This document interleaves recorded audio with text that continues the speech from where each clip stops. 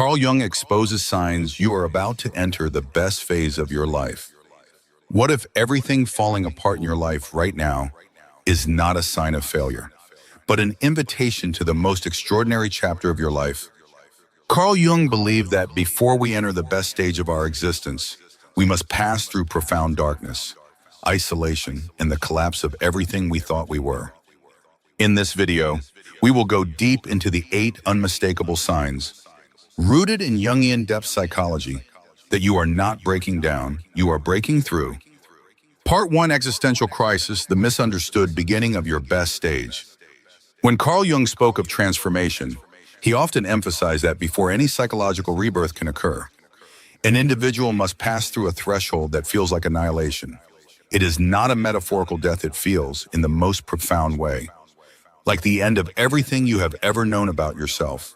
This experience, which many misinterpret as a breakdown or a fall from grace, is actually a sacred initiation into the best stage of your life. The illusion of collapse.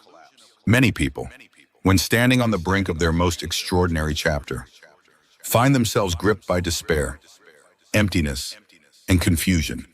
These are not accidents. Jung would call them necessary preconditions for the dismantling of the false self, the persona you have spent your entire life building to meet the expectations of the world around you. In this moment, everything that once gave you comfort or security no longer holds the same power over you. The relationships, titles, identities, even spiritual beliefs that once defined you begin to dissolve. You find yourself standing naked in the desert of your soul, stripped of attachments, and utterly exposed to the terrifying unknown. Jung described this stage as the negredo phase of the alchemical process, the blackening, the rotting away of the old self. It is the symbolic death that clears the ground for the gold of your true self to be unearthed. The spiritual trap of false positivity.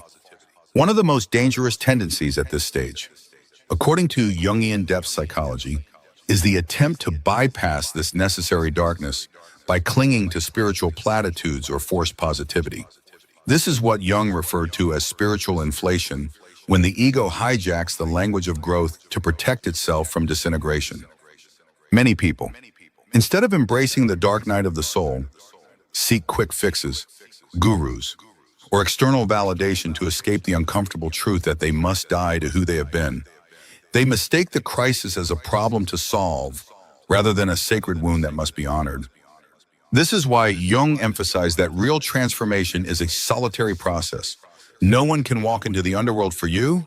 The descent must be yours alone. Signs you are in the threshold of renewal. While the experience of existential crisis is deeply personal and can vary wildly, Jung believed there are universal patterns that signal you are crossing into this sacred territory. 1. Profound disillusionment. Everything that once thrilled you now feels hollow. The career that once inspired you now drains you. The relationships you fought to keep now suffocate you. This disillusionment is not a sign of failure, but of the collapse of your old scaffolding of meaning. 2. Loss of identity. You no longer know who you are. Labels like good mother, successful businessman, or loyal partner no longer fit. You feel like a stranger in your own life. From emotional numbness or overwhelm. You may swing between complete emotional shutdown and waves of uncontrollable grief, rage, or anxiety. This is the psychic system's way of recalibrating under the strain of profound inner change. 4. Withdrawal from the world. Social events feel unbearable. Conversations feel shallow. The world seems like it's moving at a pace you can no longer keep up with. This is a protective mechanism, giving you the space to attend to your inner work. 5. Obsession with death or endings. This is not necessarily suicidal ideation, but rather an obsession with endings, whether in art, music, literature, or dreams. This symbolic fixation on death is the psyche's preparation for rebirth. Why this pain is the portal? Jung argued that what we experience as collapse is, in fact, the psyche's attempt to reorganize itself around a deeper center, the self. This self is not the ego, it is the totality of who you are, including the parts you have disowned, repressed, or never dared to explore. When the ego can no longer hold the weight of your inner contradictions, it begins to fragment. This fragmentation is terrifying because it strips away your false security. However, within this fragmentation lies the hidden seed of your best stage in life. Only by allowing the old structures to dissolve can the deeper self emerge and take the throne of your inner kingdom. The mythological lens, the hero's descent. In mythology, the hero never begins their greatest chapter from comfort. Always, there is a descent into the underworld, a symbolic death before the treasure is claimed. Jung believed these myths are not ancient stories, they are psychological blueprints. Your life will mirror these archetypes when you are on the brink of the best version of yourself. The pain of losing everything you thought you were is the same as the hero being stripped of weapons, companions, and status. It is only in this raw, surrendered state that the hero can receive the gifts of the unconscious gifts that cannot be bought, borrowed, or stolen, but must be earned through the ordeal of inner confrontation. The trap of clinging. Jung warned that the greatest danger at this point is the temptation to cling to the collapsing world out of fear. People often rush to patch the cracks in their old life, jumping into new relationships, changing jobs, or numbing themselves with distractions rather than surrendering to the descent. But Jung insisted what you resist persists. The more you fight the death of your old self, the more the suffering intensifies. True courage, in Jungian psychology, is not found in escape, but in descent, allowing the death to do its work. The art of this stage is surrender, letting go of control, letting the old parts of you die with dignity. This is not passive resignation, but an active participation in your own psychological evolution. Jung called this process individuation, the process by which the individual becomes whole. And individuation cannot begin until the false, culturally conditioned self has been dismantled. The paradox of freedom and collapse. Jung often reminded his patients that the worst moments of their lives were the ones that set them free. But this freedom does not arrive wrapped in joy or comfort. It arrives cloaked in confusion, grief, and terror. This is the paradox of depth psychology. You must lose yourself to find yourself. The ego must die for the self to live. In this surrender, you will begin to notice subtle shifts. The grief will give way to glimpses of peace. The numbness will give way to curiosity. The darkness will begin to shimmer with faint lights. These are the early signs that your best stage is not only possible, it is inevitable. If you keep walking, the invitation to trust the process. Jung taught that the psyche is self-regulating and self-healing when given the right conditions. If you allow the death to occur without interference, the psyche will, in time, present you with new symbols, new desires, new purposes. But first, you must pass through the crucible. This is not a punishment. It is the sacred choreography of your soul preparing you for a life that is more authentic, more aligned, and more luminous than anything you have previously known. This is the misunderstood beginning of your best stage. Part 2, Strange Dreams, the mysterious language of an awakening psyche. One of Carl Jung's most groundbreaking insights into the human psyche was his belief that the unconscious mind does not operate in linear, logical language. Instead, it communicates through images, symbols, and archetypes, particularly within our dreams. For Jung, dreams were not random firings of the brain or meaningless noise. They were coded messages from the unconscious, often foreshadowing the next phase of your life long before your conscious mind is ready to acknowledge it. Dreams as the royal road to individuation. Jung saw dreams as the royal road to individuation, the psychological process of becoming your whole, integrated self. And perhaps nowhere is this process more potent, more electrified, than when you are on the threshold of entering the best stage of your life.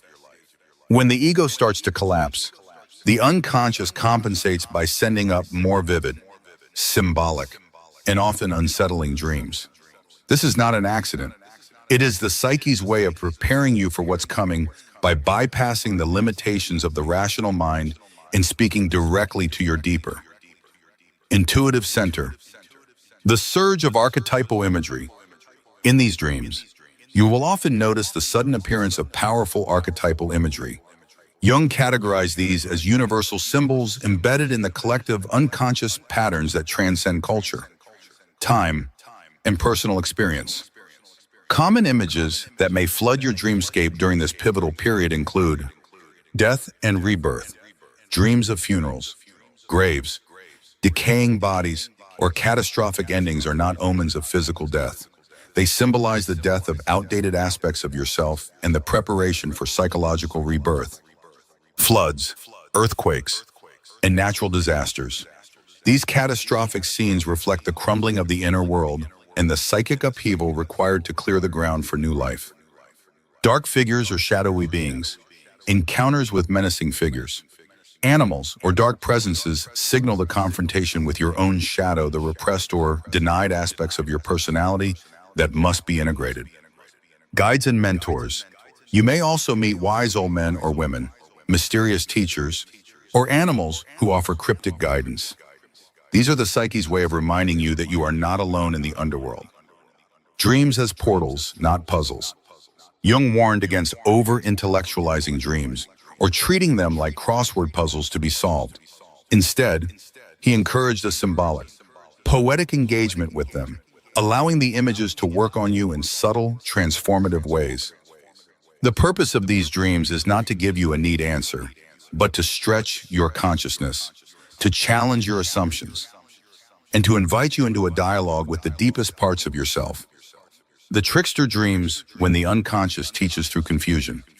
During the lead up to your greatest stage in life, the unconscious will often employ the trickster archetype, a force that delights in subverting your expectations and confronting you with paradoxes. You may dream of being lost in endless mazes, of running toward a destination only to find it vanishes as you arrive. These dreams are not failures or punishments. They are designed to loosen your attachment to linear, ego-driven thinking and open you to the nonlinear wisdom of the self. Recurring dreams, the psyche's alarm clock. Pay special attention to recurring dreams during this time, when a dream repeats itself with only minor variations. It is the psyche's equivalent of sounding an alarm clock over and over, attempting to wake you up to a truth you are resisting in waking life. Jung observed that when people dismissed or ignored these recurring dreams, their suffering in waking life intensified. Conversely, when they engage with these dreams through journaling, active imagination, or therapy, the dreams evolved, often leading to breakthroughs in consciousness. The symbolic language of animals, elements, and the body. Jung placed particular emphasis on the appearance of animals, elemental forces, and the body itself in dreams. During the precursor phase to transformation, these symbols tend to dominate your dream world, often in unsettling or exaggerated forms. Animals represent instinctual drives, hidden powers, or unclaimed energies within you. For example, dreaming of a wounded lion might reflect your suppressed courage. A snake might point to transformative energy, kundalini lying dormant in your psyche. Elements such as fire, water, earth, and air show up as messengers of change.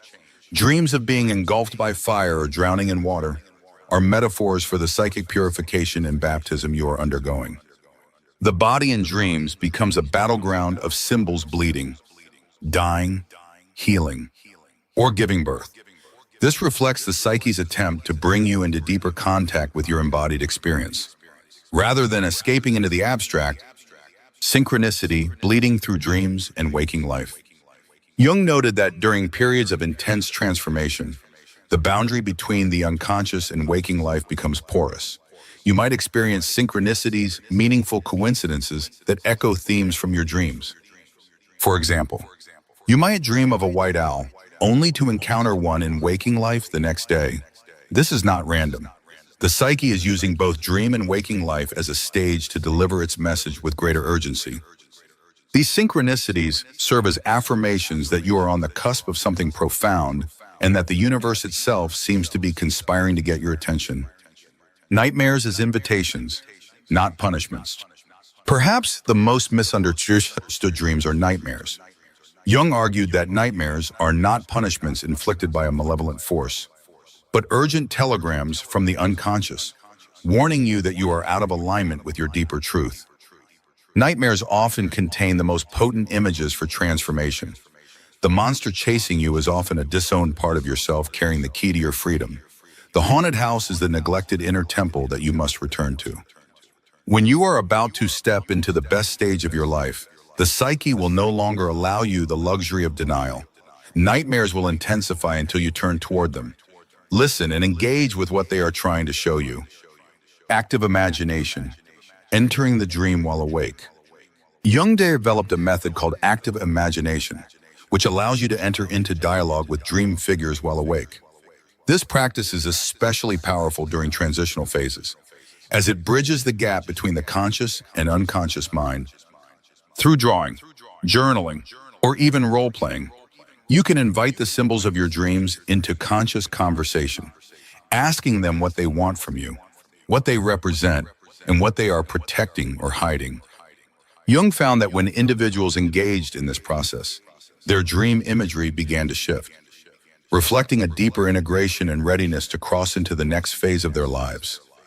The invitation to listen without controlling.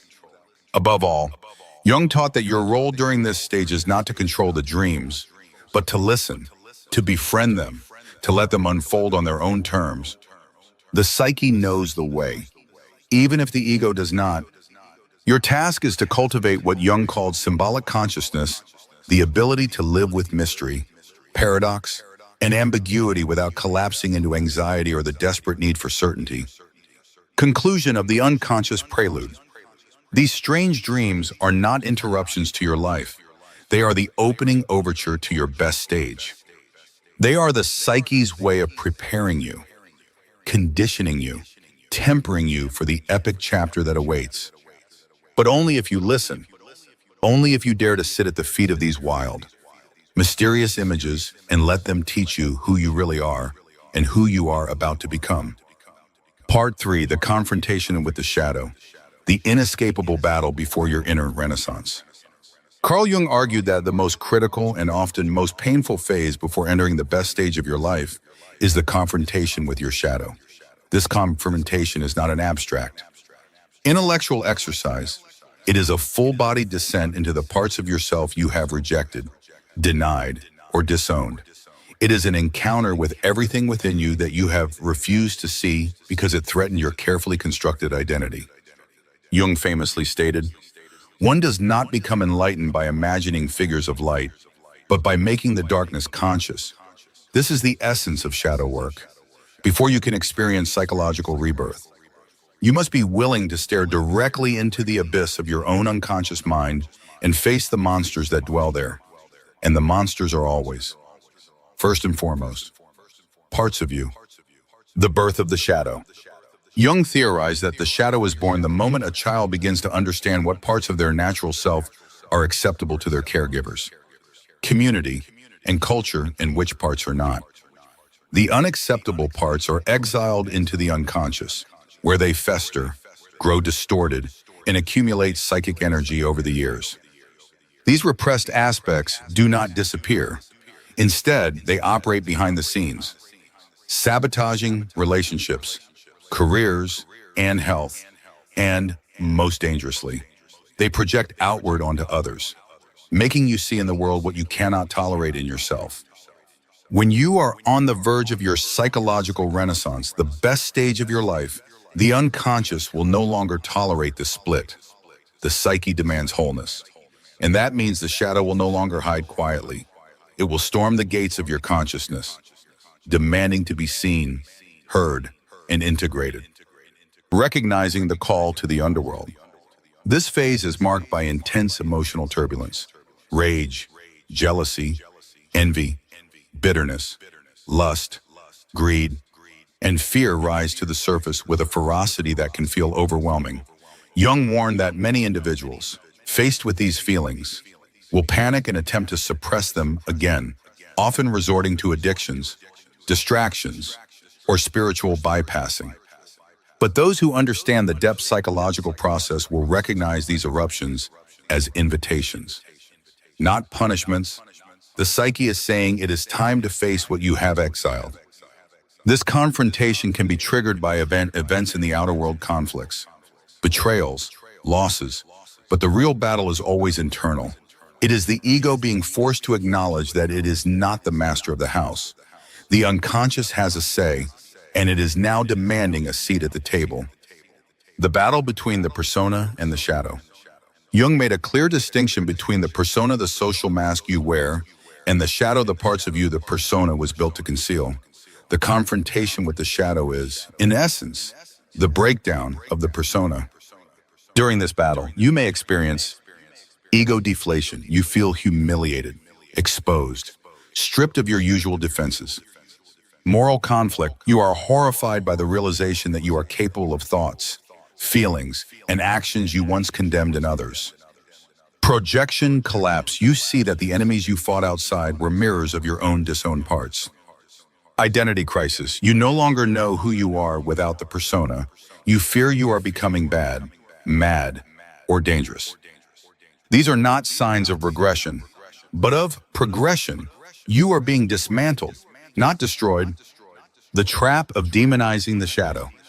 Jung warned that the greatest danger during this phase is to fall into the trap of demonizing the shadow. The more you frame the shadow as evil, the more you reinforce the split in your psyche, ensuring the shadow remains in exile, growing more distorted and dangerous. Instead, Jung advocated for an attitude of radical curiosity and compassion toward the shadow. You must approach it not as a monster to be slain, but as a wounded child who adapted to a hostile world by wearing a mask of monstrosity. This does not mean indulging the shadow's impulses without discernment. It means recognizing that within the shadow lies untapped creativity, vitality, and power. It holds the key to your wholeness. Techniques for engaging the shadow. Jung developed several methods for consciously engaging the shadow, allowing individuals to integrate these parts rather than continue projecting them outward. 1. Active imagination.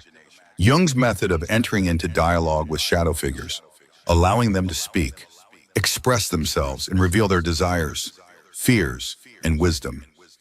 2. Shadow journaling, writing uncensored, raw reflections on your darkest thoughts and feelings without judgment or censorship. The goal is not to act on these impulses, but to witness them honestly. 3. Projection withdrawal. Noticing when you have intense emotional reactions to others and asking, what part of myself am I seeing in them? This interrupts the habit of blaming the outside world and brings the projection back home. 4. Creative expression. Art, dance, music, and storytelling are powerful mediums for giving form to the shadow without letting it run your life unconsciously. The gifts hidden in the shadow. Jung argued that what we fear most in ourselves often hides our greatest treasures. Behind the shadow's mask of rage may lie righteous anger that can fuel your boundary setting. Behind envy may lie a recognition of your unclaimed desires. Behind fear may lie the courage you have been waiting to access. The confrontation with the shadow is not about becoming a better person in the moral sense. It is about becoming a whole person, someone who can hold paradox, complexity, and contradiction without collapsing into self-loathing or superiority. Shadow integration and the emergence of new power. As you engage the shadow and begin to integrate its energy, you will notice profound shifts, increased vitality.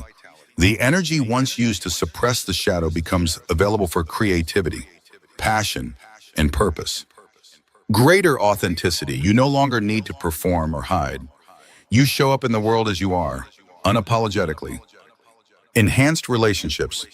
You stop projecting your disowned parts onto others, leading to deeper intimacy and empathy. Resilience. Having faced your inner darkness. The outer world holds fewer threats. You know your strength from the inside out. The archetype of the dragon as the shadow guardian. In Jungian symbolism, the shadow is often represented as a dragon or monster guarding a treasure. The treasure is your undeveloped potential, and the dragon is your repressed fears and rage. Standing between you and that treasure, Jung would say the dragon is not your enemy, it is your initiation. The battle with the dragon is the rite of passage into your next stage of life. You cannot bypass the dragon, negotiate with it, or trick it. You must face it head on, sword in hand, knowing the battle is with yourself. Why most people turn back at the gate of the shadow. Jung lamented that most people, Upon reaching this gate, turn back. The fear is too great. The cost of dismantling the persona feels unbearable. And so they retreat into the safety of the known, sacrificing their potential for the comfort of the familiar.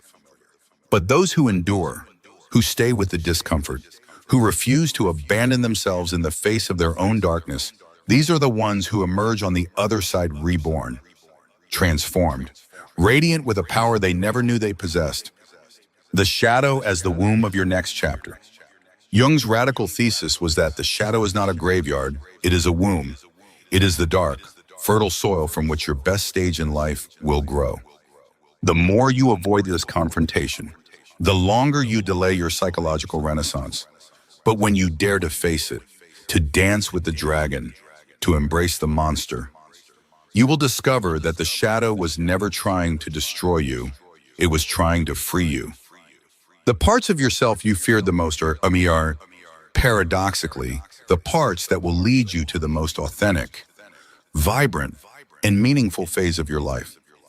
Part 4, the appearance of strange people, external symbols of inner transformation.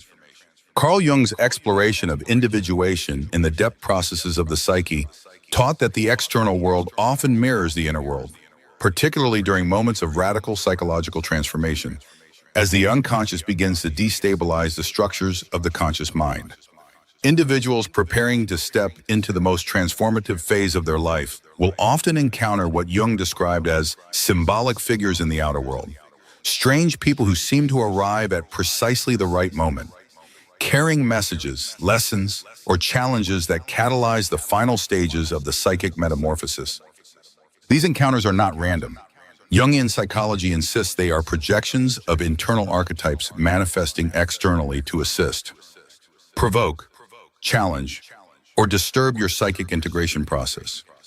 Recognizing these figures and their symbolic function is essential if one is to avoid misinterpreting them as mere accidents, or worse, rejecting them and thereby missing critical steps in one's individuation journey. The archetypal role of the mentor, the guide, and the provocateur. In myths, legends, and dreams, the hero rarely undertakes the journey alone. At key junctures, figures appear wise old men, mysterious women, shape-shifting tricksters who offer cryptic advice, challenges, or even obstacles that seem to push the hero beyond their known limits.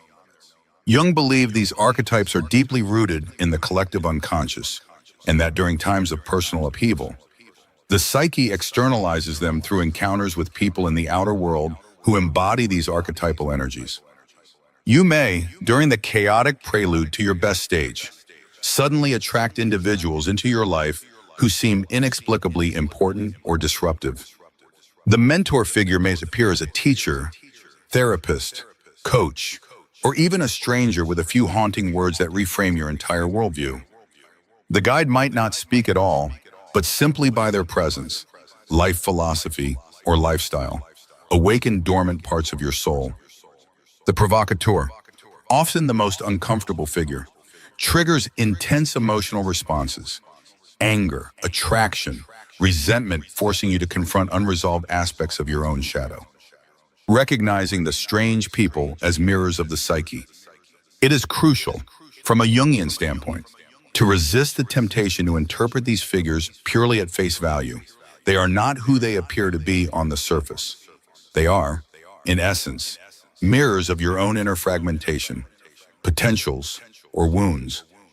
Jung warned that without symbolic awareness, individuals often fall into projection traps, idolizing the mentor as an infallible savior rather than seeing them as a representation of your own emerging wisdom. Demonizing the provocateur as a villain rather than recognizing they embody a disowned part of your psyche, demanding integration. Becoming romantically entangled with the guide, mistaking their symbolic function for a personal one. These projection traps not only stall individuation, but can lead to painful psychological enmeshments that reinforce dependency, regression, or obsession. The shock of the stranger archetype. During this phase, you may encounter what Jung called the stranger archetype. This is an especially destabilizing encounter because the stranger embodies the complete other someone or something so foreign to your conscious sense of self that their mere presence disrupts your psychic equilibrium. This stranger may appear as someone from an entirely different culture, background, or belief system, or they may hold attitudes and perspectives that violently clash with your current worldview. The psychological purpose of this encounter is to challenge the rigidity of your ego structures. The stranger, in Jungian terms, acts as an agent of psychic chaos, breaking down your defenses and forcing you to confront the relativity of your truths. It is through these encounters that the ego is forced to accept its limitations, making space for the deeper self to emerge. When the world becomes symbolic, as the individuation process accelerates, and you approach your psychological renaissance, the external world itself begins to take on an increasingly symbolic quality. You begin to see patterns, synchronicities, and symbolic encounters that speak directly to your internal condition. Jung emphasized that this is not magical thinking, but a natural consequence of the psyche's symbolic mode of functioning becoming dominant over linear, rational modes of perception. Examples of this might include meeting the same archetypal figure in multiple people in a short period of time, encountering 3 different trickster figures who challenge your assumptions, having the same type of conflict play out repeatedly with different people, signaling a psychic pattern that demands resolution, receiving unsolicited advice or messages from strangers that eerily echo your inner turmoil or dreams. These moments are not to be dismissed as coincidences. Jung believed they were orchestrations of the unconscious, what he famously called synchronicity, meaningful coincidences that reflect the alignment of the inner and outer worlds. The danger of misidentification.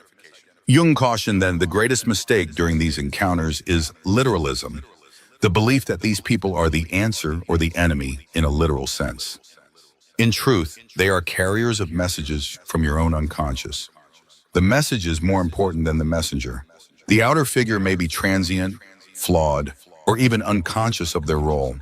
The critical task is to extract the symbolic message they bring and integrate it into your evolving sense of self. The role of conflictual relationships as catalysts. Perhaps the most misunderstood category of these strange people are those with whom you experience intense conflict, betrayal, or rejection during this stage. Jung argued that these painful encounters are often the most potent catalysts for transformation. They serve as brutal mirrors, forcing you to confront the shadow projections you have placed upon them. For example, a business partner who betrays you may be carrying the projection of your own neglected assertiveness or ambition. A romantic partner who abandons you may be embodying your inner abandonment of self. An enemy who publicly humiliates you may be dragging into the light your repressed feelings of inferiority or imposter syndrome. Jung insisted that these encounters, while excruciating, are sacred. They are the fire in which the false self is burned away, leaving only the essential. The risk of victim consciousness. During this phase, it is easy and tempting to fall into victim consciousness. You may feel as though the world is attacking you, that people are cruel, unfair, or malicious. Jung would challenge this narrative, encouraging you to look deeper. The appearance of these figures is not an accident, but a synchronistic necessity for your psychological growth. By reframing these events as symbolic encounters, you step out of victimhood and into agency. You begin to ask, what part of myself does this person reflect? What lesson is being presented through this conflict? What aspect of my psyche have I disowned that this figure is forcing me to face? Integration through symbolic awareness. The key to successfully navigating this stage, according to Jung, is cultivating symbolic awareness, the capacity to see beyond the literal, to interpret the people and events of your life as mirrors and messengers of the self. This does not mean tolerating abuse, remaining in toxic relationships, or abandoning discernment. It means engaging with these encounters consciously, extracting the psychic gold they offer, and moving forward with deeper wisdom and wholeness. The transmutation of the stranger into an inner guide. Jung taught that once the message of the strange person has been integrated, the external figure often disappears from your life or their role diminishes. Their external presence is no longer needed because you have internalized the energy they represented.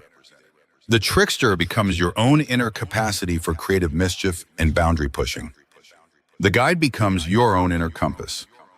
The provocateur becomes your own fierce advocate for truth, even when uncomfortable. In this way, the external world, once a battlefield of projections and conflicts, becomes an integrated field where you navigate from the inside out, no longer at the mercy of unconscious dynamics. Embracing the unpredictable as the path to your next stage. Jung emphasized that no individuation journey is complete without embracing the unpredictable. The strange, the chaotic, the strange people who appear are not interruptions, they are integral to your evolution. They are the embodied symbols of the unconscious forces reshaping you from the inside out.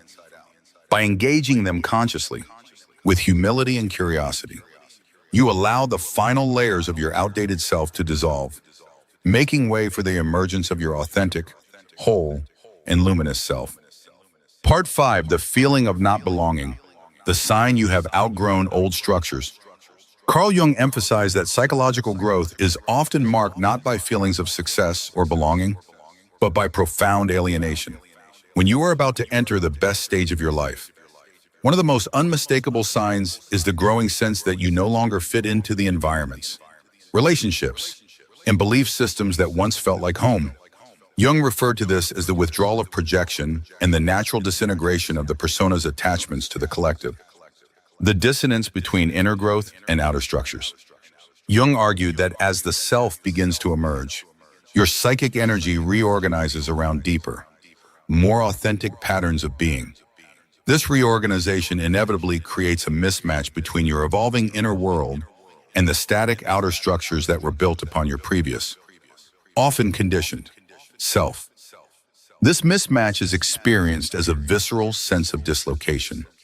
You may find that the conversations, social gatherings, professional environments, and even long-term friendships that once sustained you now feel hollow, mechanical, or even suffocating. The places that once reflected your values now feel like museums of a former self. The people who once made you feel seen and accepted now look at you with confusion, irritation, or dismissal. Jung called this the individuation crisis, a necessary psychological death of old identifications so that something truer and more expansive can emerge. The collapse of the tribe's authority. One of the most painful aspects of this phase is the collapse of the tribe's authority over your psyche. Whether your tribe is family, friends, religious communities, or professional groups, you may feel a sudden and disorienting loss of belonging. Jung believed this is not only normal but essential in his model. The first half of life is about adapting to the collective, fitting in, achieving, belonging. But the second half of life, and especially the entry into the best stage of your life, requires a withdrawal from these external validators. You must, in Jungian terms, become an unrepeatable experiment of nature, an individual who no longer defines themselves through external approval, but through internal alignment with the self. This withdrawal often brings profound grief, as it entails mourning the loss of the tribe's approval, the comfort of belonging, and the stability of shared belief systems. The fear of isolation as a rite of passage. Jung warned that many individuals, upon feeling this sense of not belonging, will panic and attempt to force themselves back into the old structures. They will overcompensate, becoming hypersocial, overworking, or clinging to toxic relationships, hoping to silence the gnawing emptiness inside. But Jung taught that this emptiness is not a pathology, it is a rite of passage. You are not meant to fit in during this stage. You are meant to outgrow. The very feeling of isolation is your psyche's way of signaling that you have transcended the old maps in that new territory, which cannot yet be seen, is calling you forward. The archetype of the wanderer and the hermit. In Jungian symbolism, this phase is characterized by the activation of the wanderer and hermit archetypes. These archetypes appear in myths and dreams as figures who leave the village, the tribe, the familiar world, to wander alone in the wilderness, the desert, or the mountains. They are not wanderers because they are lost, but because they are on a quest that cannot be undertaken within the confines of the collective. You may feel an inexplicable urge to retreat, whether literally, through travel or solitude, or metaphorically, through emotional detachment from old roles and obligations. This urge is not a regression, but an evolutionary impulse driving you toward individuation. The shame of outgrowing old circles. One of the most insidious aspects of this stage is the shame that can arise when you realize you have outgrown your old social circles. Jung observed that many people, particularly those with strong loyalty or caretaker complexes, will guilt themselves for feeling above their previous environments. But this is not arrogance, it is biological and psychological evolution. You are not better than the people or places you are leaving behind. You are simply on a different developmental timeline. And to deny your growth for the sake of comfort or loyalty is to betray the self. Jung insisted that the true sin is not leaving the old world behind. It is abandoning your own potential because you fear hurting others' feelings or disrupting the tribe's comfort. The in-between, no longer there, not yet here. Perhaps the most disorienting aspect of this phase is the liminality, the state of being between worlds. You are no longer who you were, but you do not yet know who you are becoming. The old social scripts no longer fit, but the new ones have not yet been written. This in-between space is psychologically grueling. It is marked by loneliness that feels bone deep, meaninglessness as old narratives collapse, restlessness with no clear direction, ambivalence toward everything you once cared about. Jung called this the desert phase, a necessary psychic wasteland where the old dies. The soil is cleared, and the seeds of the new self are planted often invisibly. Below the level of consciousness, the withdrawal of projection, seeing the tribe as it is. A key feature of this phase is the withdrawal of projection, where once you projected idealized qualities onto your tribe, seeing them as wise, nurturing, or superior, you now begin to see them as they are flawed, limited, often trapped in their own unconscious patterns. This can provoke anger, disappointment, or grief. You may feel as though the world has betrayed you, but Jung would argue that what has betrayed you is not the world, it is the illusion you clung to about the world. The veil has fallen. You see clearly now. This clarity is painful, but it is also liberating. It allows you to reclaim the projections you once placed on others and integrate those qualities within yourself. The paradox of belonging to yourself. Jung taught that true belonging is not found in the tribe, it is found in the self. When you withdraw from the false belonging of the collective, you open the possibility of belonging to yourself in a way that is unshakable. This self-belonging does not require isolation from the world forever. Once integrated, it allows you to re-enter relationships, communities, and society from a place of sovereignty, not dependency. You no longer need the tribe's approval because you have become your own source of authority. You can engage with the world as a free agent, no longer shackled by unconscious needs for validation, inclusion, or superiority. When you feel you no longer belong, you are exactly where you need to be. Jung would insist that when you feel you no longer belong, when you feel alien in your own life, when you feel as though no one understands you, that is the sign you are exactly where you need to be.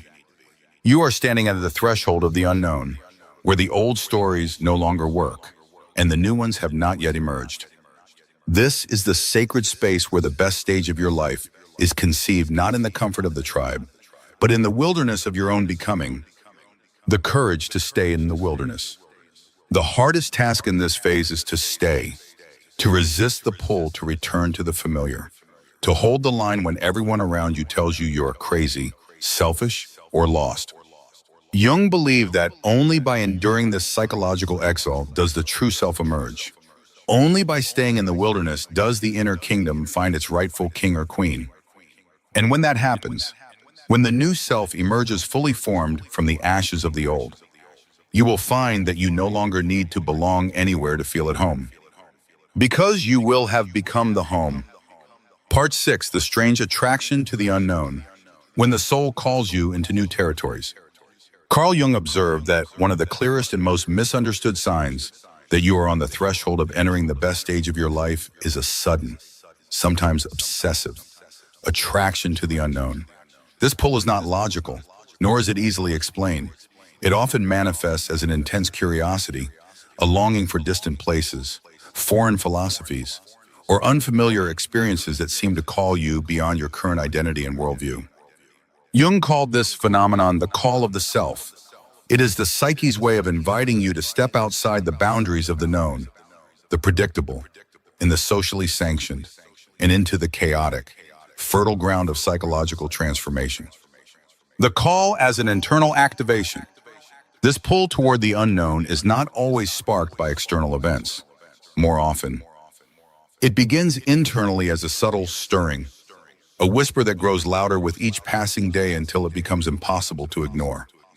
You may find yourself inexplicably drawn to subjects, people, or cultures that you previously dismissed or never noticed.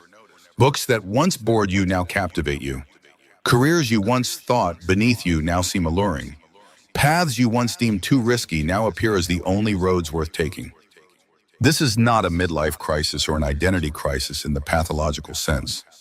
It is the psyche expanding its field of vision, breaking free from the narrow confines of the ego and its survival strategies. The psyche's natural drive toward wholeness. Jung asserted that the psyche is not static. It is an evolving system with a natural teleological drive toward wholeness, which he termed individuation. This process is not linear. It moves in spirals, often returning you to themes, desires, and questions you thought you had resolved. When you feel this strange pull toward the unknown, it is the unconscious activating potentials within you that have been dormant. These potentials are not accessible within the confines of your current environment. Relationships or routines. They require you to venture into new territories psychologically, spiritually, and sometimes physically. The archetypal energy of the explorer. This phase is characterized by the activation of the explorer archetype within your psyche. This archetype compels you to leave the safety of the village and cross into forbidden lands, metaphorical or literal. Jung believed that the explorer is not merely seeking novelty or adventure. It is seeking the parts of the self that were repressed, forgotten, or never given a chance to develop. For example, a successful executive may suddenly feel drawn to study art or music. A devout religious person may feel called to explore other spiritual systems or even atheism. An urban dweller may find themselves fantasizing about life in the wilderness. These are not whims. They are the psyche's way of expanding your identity beyond the limits imposed by your upbringing, culture, and past choices. The risk of rationalizing the call away. One of the most common defenses against this phase is the attempt to rationalize the call away. You may tell yourself that these urges are impractical, immature, or unrealistic. You may try to suppress them by doubling down on your old life, hoping the restlessness will pass. But Jung warned that the psyche will not tolerate this suppression for long. The longer you ignore the call, the more your symptoms will intensify, manifesting as depression, anxiety, irritability, or even psychosomatic illnesses. The only way forward is through when the soul speaks in symbols and synchronicities. During this phase, the unconscious often communicates its desires through symbols and synchronicities. You may repeatedly encounter images, words, or people associated with the new territories you are being called to explore. You might find yourself seeing the same country name everywhere, encountering people who embody the life you secretly crave, or dreaming of landscapes you have never visited but that feel hauntingly familiar. These are not accidents. Jung taught that when the conscious mind resists the call, the unconscious will intensify its efforts to break through, using the symbolic language it knows best, the fear of losing everything. Perhaps the greatest obstacle during this phase is the fear of losing everything familiar, the unknown. By definition, requires you to relinquish control. It demands that you let go of the maps, the roles, the identities that have kept you safe but small. Jung argued that this fear is not a sign you are on the wrong path. It is confirmation that you are standing at the threshold of transformation. The ego will protest, often using fear-based narratives. You'll ruin your career. People will think you've lost your mind. What if you fail? But these are the protective mechanisms of the old self, terrified of its own dissolution. Jung taught that the true danger is not in answering the call, it is in refusing it. For to refuse the call is to stagnate, to calcify into a brittle shell of who you might have been, embracing the unknown as sacred territory. Jung emphasized that the unknown is not the enemy, it is the sacred. It is the place where the unconscious meets the conscious, where the self emerges from the shadows of the ego. When you step into the unknown, you enter what Jung called the numinous space, a realm of heightened psychic energy where synchronicities multiply, creativity flourishes, and the boundaries between inner and outer worlds become porous. This is where the alchemical transformation happens, where the lead of your old life is transmuted into the gold of the new self, the awakening of dormant potentials. As you move deeper into the unknown, you will begin to access parts of yourself that were previously inaccessible, talents you didn't know you had, desires you denied yourself, aspects of your personality that feel both foreign and familiar, as though you are meeting an ancient part of yourself for the first time. Jung taught that these are not new creations, but recoveries of the wholeness you lost in the process of socialization and adaptation. The unknown, then, is not outside of you, it is within you, projected outward so that you might re-encounter your lost or exiled parts. The necessity of sacred disruption. Jung was adamant that this phase requires a willingness to disrupt your own life. Sacred disruption is necessary to break the inertia of the old self. This might mean ending relationships that no longer reflect your evolving values, leaving careers that suffocate your soul, moving to places that challenge your comfort zones. These disruptions are not acts of rebellion for rebellion's sake. They are acts of devotion to your own becoming. The challenge of trusting what you cannot yet see.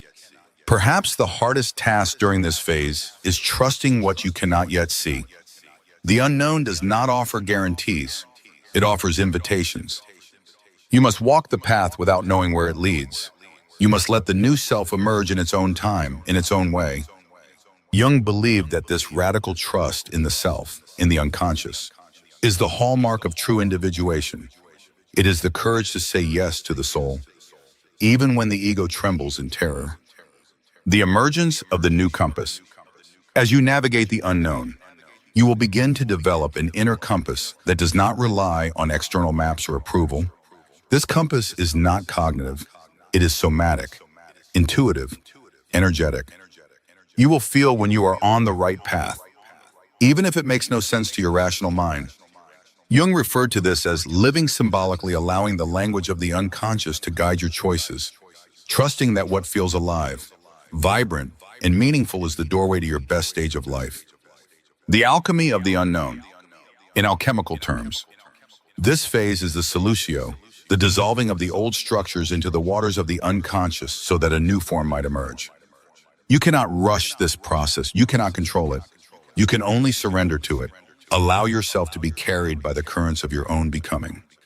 And when you do, when you surrender to the strange attraction of the unknown, you will find that the unknown is not something outside of you. It is you. It is the vast, untapped expanse of your own soul calling you home. Part 7, the ego's collapse, the painful climax of your inner metamorphosis.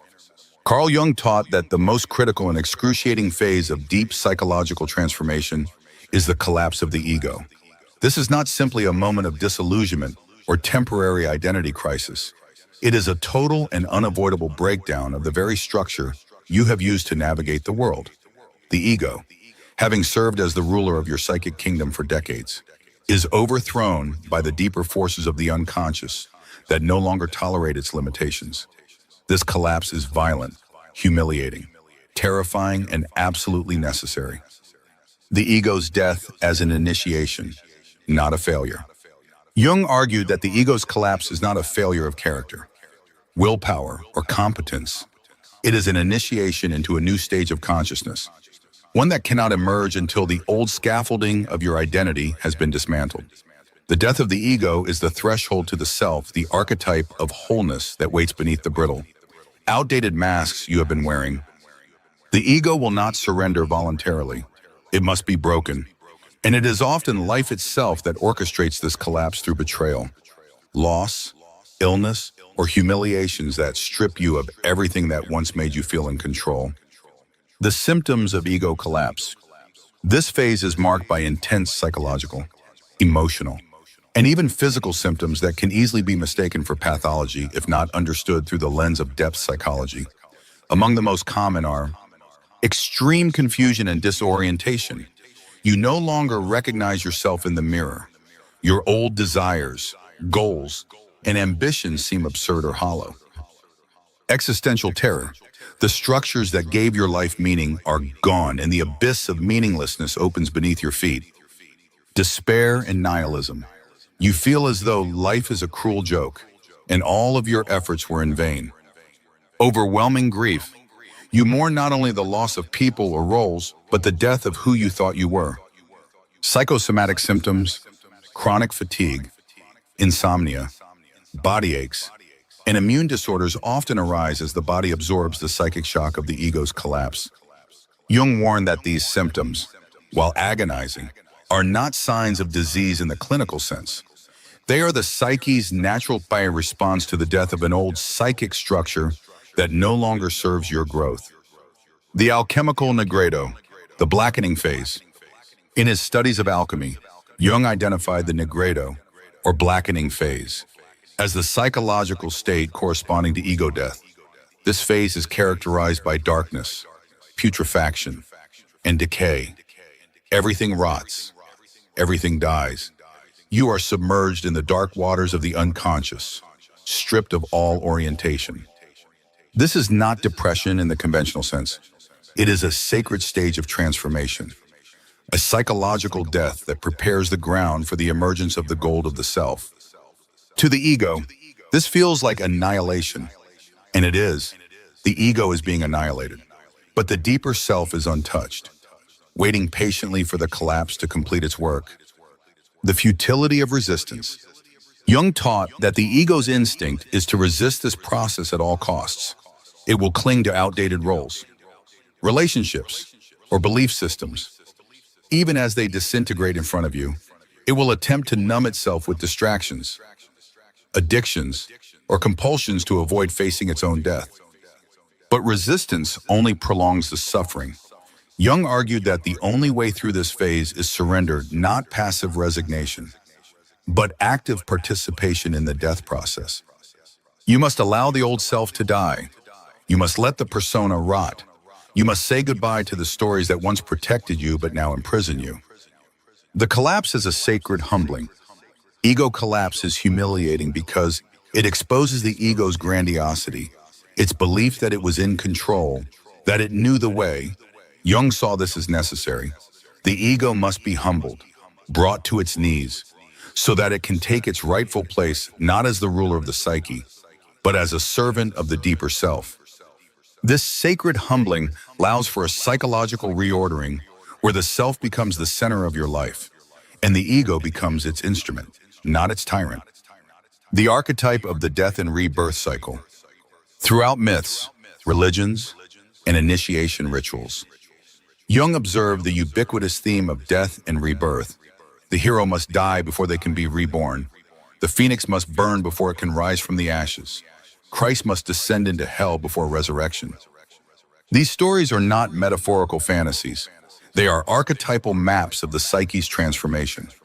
Ego collapse is the personal enactment of this mythic pattern. When you are in this phase, you are living out the ancient story of descent into the underworld. And like all true initiates, you cannot bypass this journey. You must walk into the darkness alone. The temptations of escape, false rebirth. Jung warned against the temptation to grab onto false rebirths during this phase, superficial identities, new relationships, spiritual bypassing that offer premature relief from the agony of the collapse, but do not address the underlying transformation. These are mirages. They provide temporary comfort, but delay the true rebirth that can only emerge from total surrender to the process. Jung taught that you must allow the old to fully die before the new can authentically emerge. Any attempt to resurrect the ego prematurely will only deepen the suffering. The emergence of the self from the ashes. When the ego has been sufficiently dismantled, when you have surrendered to the blackening phase, the self begins to emerge not as a concept, but as a lived, embodied experience. This emergence is subtle at first. You may notice moments of unexpected peace, flashes of insight, a newfound sense of spaciousness within your psyche. The obsessive thoughts of the ego begin to quiet. The body relaxes, the heart softens. This is the gold hidden in the darkness. This is the self rising from the ashes of the ego's collapse. The new relationship between ego and self. Jung emphasized that the goal is not the eradication of the ego, but its reorganization after the collapse. The ego takes its place as a function of consciousness, no longer identifying as the totality of who you are. The self becomes the center, guiding your life from a place of wholeness, depth, and alignment with your inner truth. The ego, once inflated and tyrannical, becomes flexible, humble, and in service to the self. It no longer needs to control everything because it trusts the deeper intelligence of the psyche. The deep gratitude for the collapse. In retrospect, those who endure the ego's collapse often look back on it as the most painful and the most necessary experience of their lives. It was the death that gave them life. It was the suffering that opened the door to authentic joy, peace, and freedom. Jung insisted that the ego's collapse is not a catastrophe, it is a liberation. It is the cracking open of the shell that kept your soul confined. It is the necessary death that makes possible the best stage of your life. Part 8, the inner light. When you finally touch the supreme self within. Carl Jung argued that the culmination of the individuation process, the psychological journey of dismantling, confronting the shadow, integrating the opposites, enduring the death of the ego is the experience of touching the self. The self is not a concept. It is an inner experience of wholeness, radiance, and profound inner light. This light is not metaphorical. It is a psychic reality that emerges from the deepest depths of the unconscious, revealing itself as a center of unshakable peace, wisdom, and creative power. The self as the archetype of wholeness. For Jung, the self is the totality of the psyche. It contains both conscious and unconscious aspects, the known and the unknown, the light and the dark. It is the organizing principle of the psyche. Much like the sun is the center of the solar system. The self is not the ego. The ego is merely a fragment, a functional tool necessary for navigating the outer world. The self is the blueprint of your fullest, most integrated expression.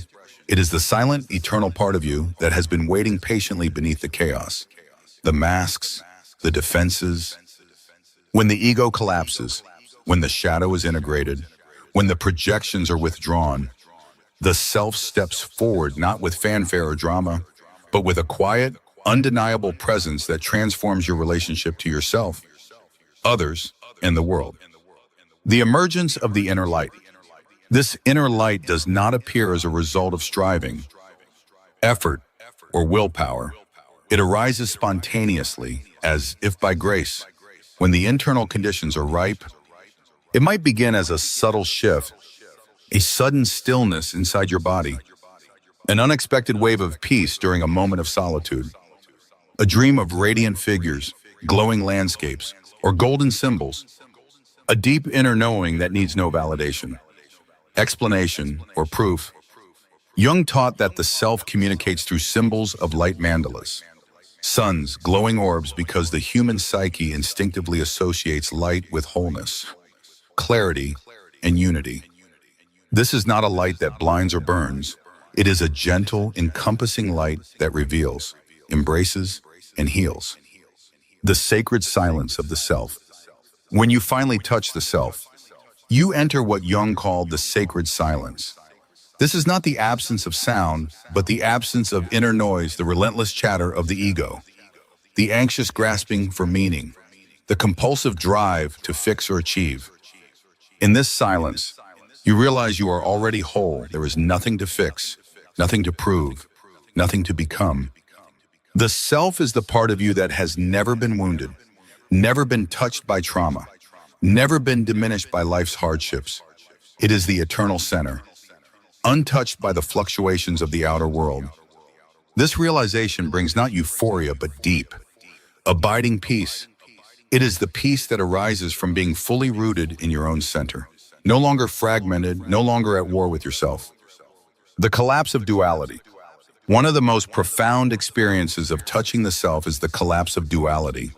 Jung observed that at this stage.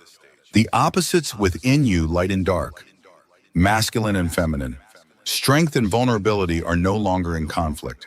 They are integrated, harmonized, held within a larger container of wholeness. You no longer see yourself as good or bad, strong or weak, successful or failing. You see yourself as a whole being, containing all these aspects and transcending them at the same time. This collapse of duality allows you to move through the world with fluidity, grace, and authenticity. You no longer need to defend a rigid identity because you know you are more than any single role or label. Living from the center. Jung emphasized that the purpose of individuation is not to escape the world, but to return to it, grounded in the self. When you live from this center, your actions, relationships, and choices are no longer dictated by fear, compulsion, or the need for approval. They arise organically from the inner wellspring of your own being. You become sovereign. You become a vessel through which the self expresses itself in the world through art, love, service, leadership, or simply by your presence. This is what Jung called the self-actualizing individual, someone whose outer life reflects their inner wholeness, whose being itself becomes a gift to the world. The halo effect of the self. When you live from the self, others sense it. Jung noted that individuals who have integrated the self often radiate a magnetic presence that transcends charisma. It is not about dominance, manipulation, or performance. It is the quiet authority of someone who knows themselves, who does not need to prove or control, who exudes an unshakable inner certainty. This is the halo effect of the self, a radiance that influences others simply by your way of being. You no longer need to preach, persuade, or argue. Your life becomes the message. The return to the ordinary world with extraordinary awareness. Touching the self does not mean you live in a permanent state of transcendence or mystical bliss. Jung warned against the temptation to inflate oneself after such experiences, believing one is enlightened or above the ordinary world. Instead, true integration means returning to the ordinary world, doing the laundry, paying the bills, tending to relationships, but now from a place of depth, meaning, and conscious participation. The world has not changed. You have. And that changes everything. The acceptance of mystery. Perhaps the most humbling aspect of touching the self up is the acceptance of mystery. Jung taught that the self is not something you can fully understand, map, or control. It is a living mystery that unfolds in its own time, in its own way. You do not master the self, you surrender to it. You become its servant, its vessel, its co-creator. This humility is not a diminishment, but an expansion. It allows you to live in awe, curiosity, and reverence for the unfolding of your own life. The radiance that cannot be taken away. The gift of touching the self is the discovery of a radiance within you that cannot be taken away. No loss, betrayal, illness, or failure can extinguish this inner light. It is the eternal flame at the center of your being, and once you have touched it, even if only for a moment, you know it is always there, always accessible, always waiting. This is the core of what Jung meant by the best stage of your life, not a life free from struggle, but a life lived from the depth of the self, where even the struggles are imbued with meaning, purpose, and the quiet glow of the inner light. The new role of the ego as guardian of the light. After touching the self, the ego is no longer the tyrant, the master, or the ruler. It becomes the guardian of the light, the steward of the self's expression in the world. This is a sacred role. The ego now serves, protects, and organizes the outer life in alignment with the wisdom and guidance of the self. This reordering allows for a balanced, integrated life where your inner world and outer actions are harmonized, congruent, and authentic. The endless journey of deepening into the self. Finally, Jung reminded us that touching the self is not an endpoint. It is the beginning of a lifelong journey of deepening, refining, and embodying this inner light in every aspect of your being. The work of individuation never ends. It evolves, spirals, and unfolds across your lifespan. But now you walk the path not as a seeker lost in the dark, but as one who has touched the light within and carries it forward as a beacon not only for yourself, but for others still wandering in the night. Now that you recognize these 8 profound signs, remember your soul is calling you into your best stage, but it will not look like comfort or ease. It will look like everything crumbling so that something extraordinary can rise from the ashes. Carl Jung reminds us that the gold is always hidden in the dark. Don't abandon yourself in the collapse. Trust the process, trust the self. If this resonates with your journey, share this video and let others know they are not alone in their sacred breakdown. You are exactly where you are meant to be,